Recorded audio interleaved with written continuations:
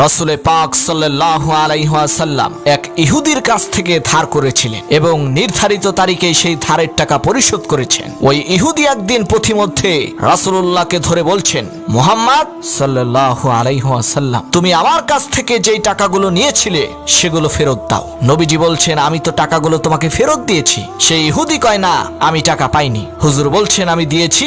আর সেই ইহুদি বলছে, আপনি দেননি। এমন সময় একজন সাহাবী এসে বলছে, হুজুর, এখানে কি হয়েছে? হুজুর বলছেন, এই লোকটার কাছ থেকে আমি টাকা ধার নিয়েছিলাম, টাকাটা ফেরত দিয়েছি, তারপরও সে বলছে আমি নাকি টাকাগুলো ফেরত দেইনি। সাহাবী বলছেন, হুজুর, আমি জানি আপনি টাকাটা ফেরত দিয়েছেন। হুজুর বলছেন, তা কি করে হয়? আমি যখন তার কাছ থেকে টাকাগুলো গ্রহণ করেছি তখনও তুমি এখানে উপস্থিত ছিলে না, আর যখন আমি তাকে টাকাটা ফেরত দিয়েছি তখনও তুমি দেখোনি। তুমি কি করে বলছো আমি টাকাগুলো ফেরত দিয়েছি? তুমি যে সাক্ষী, এর প্রমাণ কি? সাহাবী বলছেন, ইয়া রাসূলুল্লাহ, আমরা আল্লাহ তাআলাকে চিনতাম না, অসংখ্য মূর্তি পূজা করতাম। আমাদের বাপদাদারা 14 গোষ্ঠী মূর্তি পূজা করত।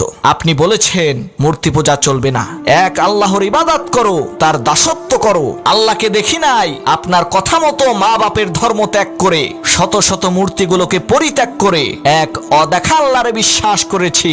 আপনি বলেছেন ফেরেশতা আছে, এই দুই চোখে কখনো দেখি নাই, বিশ্বাস করেছি। আপনি বলেছেন জাহান্নাম আছে, জান্নাত আছে, জীবনে কখনো দেখি নাই, বিশ্বাস করেছি।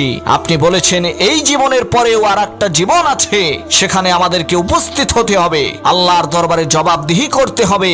দেখি নাই, সাক্ষী পাই নাই, তবুও আপনার কথা মতো বিশ্বাস করেছি। হে আল্লাহর নবী, কোন সাক্ষ্য প্রমাণ ছাড়া শুধুমাত্র আপনার কথা মতো যদি এত বড় বড় কথা বিশ্বাস করে থাকি, তাহলে ইহুদির সামান্য কয়টা টাকা এই মাত্র আপনি ফেরত দিয়েছেন, এই কথা কেন বিশ্বাস করব না? অবশ্যই ফেরত দিয়েছেন, কোনো সন্দেহ নাই।